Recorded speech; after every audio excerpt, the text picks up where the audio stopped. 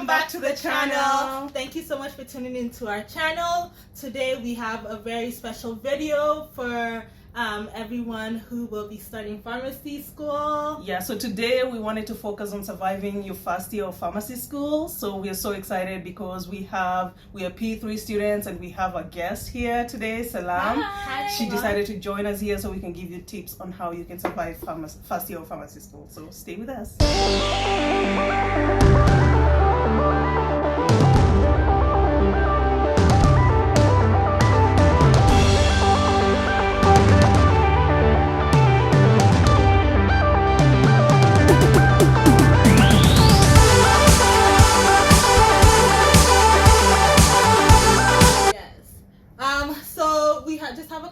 We have 6 tips that we're going to be giving out today. The first one that we're going to talk about is getting a good calendar for school. Just because I'm telling you, there is so much that goes on, especially your first year. They'll be throwing so many random things at you, and you would know when like something is due, or like when you have a test or things like that. So I feel like getting a good calendar is so important. Do you guys have any like tips on like which calendar you prefer? I use the one Google Calendar. Okay. So it's on my phone, it's on my laptop, and I can get reminders or alerts when class is about to begin or assignments that I need to turn in. Yeah. Do you have a different For calendar? me, actually, I use the Apple Calendar. That's equally as good as the Google. The good thing with the Apple Calendar, you can always sync it with the Google Calendar, so you have both calendars. It gets annoying sometimes because you get 2 notifications over the same thing, but I'm pretty sure that's a technicality that you can figure out how to turn off the other. But I used Apple, which is great. Yeah, honestly, we all use different. I use the iCalendar. I just find it that it's like everything is big and you can change the color, and it also you can sync it also if you have like different Apple products and stuff. But I only have an iPad and a MacBook, so I don't sync it with my phone or anything. But it's a pretty good calendar. So there's so many calendars out there that anybody can use. So just find the one that fits you and works for you. Just because somebody's using one calendar does not mean it's gonna work for you. So just find what pretty much works for you also. Yeah, and they do hit you with like different things. It's not just academic. Sometimes they have like meetings, mandatory meetings you have to attend. So it's really important to make sure that once you get all your syllabus in place, make sure that you have everything on the calendar, because there's a lot that's going to be happening. So you have to like keep yourself up to date with everything that's happening so you don't miss anything important. Exactly. Yeah. And so the second tip is you gotta make sure you're taking good notes. So how do you guys take your notes? I take my notes by creating an outline of the PowerPoint and then on Word document, and then I add what the professor says in class in like a different color, so I know which one is part of, like black is part of from the PowerPoint and red or pink is from what the teacher says. So I can differentiate like what's said in class and what's not said in class. And then I just save it as Word document, so I think it's easier to read. I've seen your notes, and I really like it because, especially, honestly, if I don't get to a lecture before a quiz or something, I literally just collect one of her notes, and like it's literally how I would have written a note. Like it's perfect. It like, because I'm a very detailed person. Like I like if a professor says something, I use my iPad and my iPencil because I just learn better writing and stuff like that. So if you're just that type of person that like writing also, you can get an iPad and the pencil with it, and I'm sure there should be like sales going on right now, so it should be cheaper. But if not, I would say her note styling is really good also. Like it's very detailed. Whatever the professor says, it's on there. And even me, that's the I write it out, but it's the same way. And actually, first year I would take notes on my iPad, and then I would actually then also write it out in a piece of paper. But as you move on to second, third year, it's just almost it's too much that it's like almost impossible to keep up with all of that. So yeah. Yeah, for me actually that was like the hardest thing for me. Taking notes was never my thing. Like I used to get lost like taking notes. So just right now I'm trying to incorporate like hard note taking style. But you know what I used to do technically is just like have my iPad out. You know, I would write like everything that they say, anything that I think is important. Yeah. I will try to write down like on the slides, you know. So that way, that's why sometimes if you have the iPad, it's nice, the ones you can write on. Yeah. It makes it easier for you because you can literally just write your notes there. But I was not good at that part. But the way she does her notes is the best. I'll tell you that. And then one thing I've learned is if the professor says, oh, this might be on a quiz, or this is slightly important, make sure you highlight, bold, make a note on that section saying this is on a quiz, because you will forget. Yeah. And the quiz will come around and you're like, I wish I looked at that. I wish I looked at it. Yeah. So take like those kind of key facts are like really, really important in your notes. Like just save it, so like even if it's not it didn't show up on the quiz, it will show up on the final. Exactly. So just make notes of everything they say, really. Exactly. I completely agree with that. Yeah. So the third. Oh, okay. So my turn. The third. Okay, so the third tip is to join organizations, and as much as organizations as you can, or the ones that really inspire you or move you. And also join or try to become part of some sort of leadership, secretary, president, anything really. It's really important later on as P2s and P3s. Like now we're starting to understand how important leadership is. Because if you're trying to move to like we're looking at residencies and jobs, and that's really important to like stand out from other applicants. So I think it's join organizations, start getting involved. Yeah. And I know as first year students, you probably, if you have an organization for like we do in our school, you might want to join like every single organization at the beginning.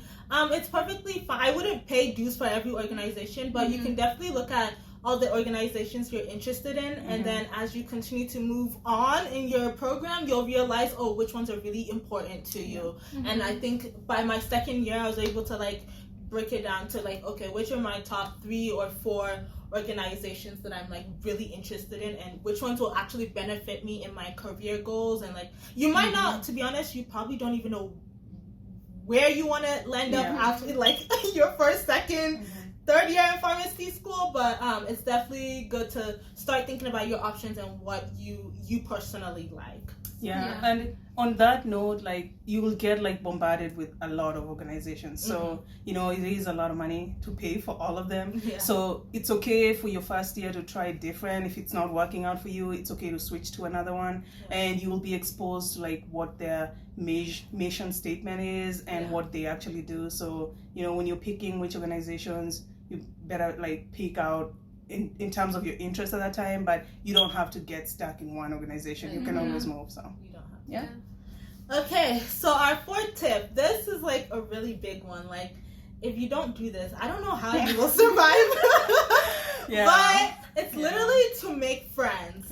Like, I mean, even before school officially started, our school organized some like socials for us, and I was already able to meet like a couple of people that were already in the same program as I was, and I'm still friends with those people till now. And to be honest, I don't think you can survive pharmacy school without friends, because you have so much going on. The amount of times I missed possible like things that are due, like unless someone's like, oh, don't forget this is due tomorrow, and I'm like, oh snap, like I would have totally forgotten. But like, if you have great friends such as them, like they will be able to keep you on track and let you know exactly when something is due, and when something's due, when you have exams, when you have quizzes, even if you have questions, like you can work on stuff together and try to solve the answer and stuff. Yeah, and on that note, in terms of making friendships, you know, maybe if you're an introvert and that's a hard thing for you to do, you can always talk to the person next to you. That's what I did. Girl. You know, I used to roll up in class, and then I'm like, okay, I'll talk to the next person who's sitting next to you, and then in that way, then you know, you establish a place to see it, and then within time, you know, you start identifying people, and you know people through other people. So yeah, you know, I literally had to like chase her. third week of school, I'm like, who is this girl that? I used to sit all the way in the back. But yeah, if it's a really hard thing for you to do, it's okay to talk to whoever's next to you. You know, exchange phone numbers so that you can keep each other up to date in things in case you miss class or anything like that. Exactly. So, yeah, that's really good. And also, like, on top of making friends, figure out who is going to be in your study group. Yeah. That's really important. There's going to be a lot of classes and topics where you just can't fully understand a topic by yourself. You have to talk it out with people. For sure. Like, you may have heard the professor say one thing, but someone else understands it better, or they heard something else that you didn't. Like, it's really important to, like, elaborate with each other. And just really, like, work with each other. Even if you're going to argue about something, at least like, what one of us is wrong. We both have to, like, get, like, what does this mean? I completely understand. I agree with that because, like, there's so many times where I'm just like, I don't understand the meaning of this. Please explain it to me, please. You need friends and a study group to survive pharmacy school. Exactly. If you think you can do it by yourself, you're lying to yourself. You're lying to yourself. Like, no, you're lying to yourself. You can't do it. Yeah. And just to add on that, I believe, like, you can have study groups, but also be able to prioritize when you're having your study groups. So sometimes people will be trying to have study groups right before the exam. And there are those people, I'm like, there are those people that have not studied and they want you to be a teacher. I can't do that. So make sure you know exactly, like, prioritize your time. You can have study groups. Make sure you do that in advance. There's sometimes when it's close to the exam and everybody's trying to teach each other something. Everybody's trying to confuse everybody. So, or at least make sure everyone is on the same level. Exactly. Like, everybody read the material. Exactly. As long as, I think I personally just learn better when I've already looked at the material and then I'm talking about it with you're filling the gaps. And not learning something completely new. No, I can't do that. That's not gonna work. That is so true. That is true. Okay, so our fifth tip is make sure you have an external drive. That way you can make sure that you save all your documents. You don't want to lose anything because at the end of the day, you will need all this information for you to pass the NAPLEX. So make sure you have a good external drive where you can have a backup storage for all your school content. How did you guys store? I store everything on, like, our school provides us with OneDrive. I store everything on OneDrive, like, because literally your computer can shut down. My computer, even just going into this is my third year in school, and literally my first year spring semester, my computer crashed. Like, it just went, bye-bye, I'm done with you. But literally, it's because I saved everything on OneDrive, so I still have all my information and stuff like that. Also, do not accidentally delete things. Because just if you delete things, it's gone. It's not, even if you save it on OneDrive, that's just it. But don't accidentally delete things. What about you? I use Google Drive, so I upload everything on there, and I have an Android phone, so I can actually open my notes like right before a quiz or something to quickly review. So I like Google Drive. They do have, like, a limit of storage, but I honestly pay $1 per month to have, like, an X amount of storage, and it's completely worth it. Like, get something, save it somewhere else. And just to elaborate on that also, Google Drive, OneDrive, it syncs up everywhere. So you can open it on your iPad, your phone, your laptop, anywhere. Even another computer that's, like, not your, even on, save it. That's all I have to say. I wasn't really good at this. Actually, I didn't save my stuff, but I just recently bought an external drive from Amazon, so that's also another option. Thank God. So my laptop has been acting weird lately. Yeah. So I decided to do that. You get a new one. So I have everything backed up, so I have all my notes. And another thing I want to tell you, please don't delete your stuff. Yeah, please don't. You will need, like, everything we learn in pharmacy school is so important. So make sure you're not deleting anything because you will need it eventually. So. Okay. All right, and then the sixth tip and final tip is don't wait till the last minute to start studying. Start early. Like, this is really hard. Yeah. But very hard. But you have to make an effort because, in the beginning, P1 year, I think was the most easiest year. Yeah. And you can kind of get away with studying last minute, but P2, P3 year, it gets really tough, and there's no way you can cram hypertension in like 24 hours. Like, there's no way. So start studying early. And I think if you have a good handle of starting to, I mean, it's hard, but if you start right from your P1 year, you can definitely do it. Like, okay.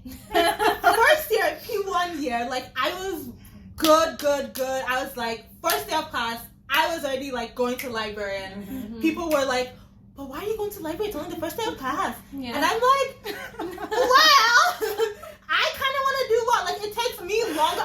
You need to know yourself. Like, I know it takes me longer to learn something. So if I need to go to the library and study, I will do that. Don't let anybody, like, discourage you from going to the library and studying. Like, that's on them. Like, if you need to go to the library or if you need to take more time to study. So I know my first year, I definitely did my best to try to go to the library early and as often as possible. Second year came, I knew I could do it, but I got lazy. I mean, like, it was fine, but like, I know I could have started early.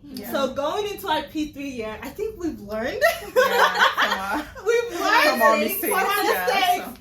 So now we're gonna, I think, put in the effort of like, we can't joke around anymore. So let's start early.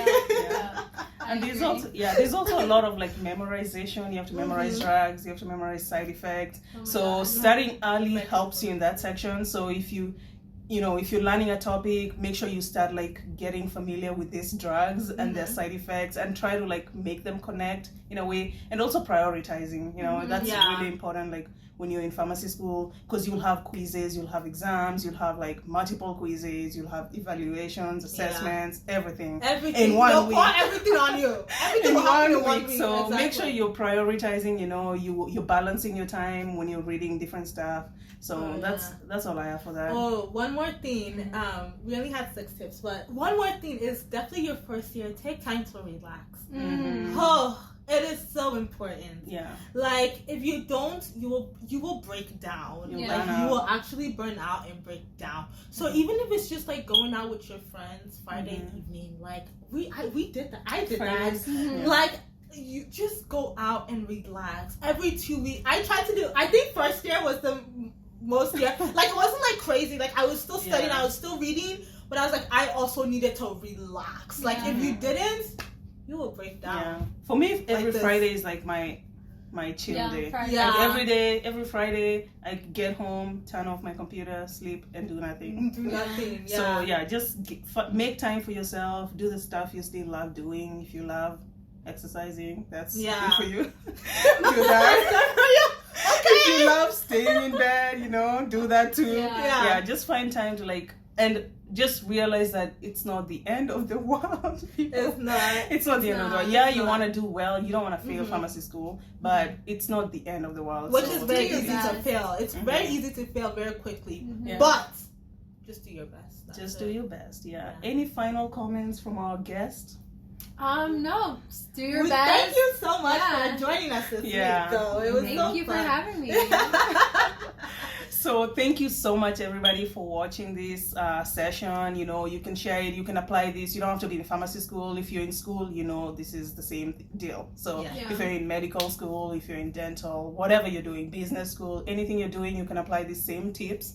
And thank you so much for watching. If you have any questions, definitely let us know. And make sure in the comment section, and make sure you subscribe, like this, share it to anybody who you think this will be helpful to. Yes. Thank you guys. Have a good day. Bye.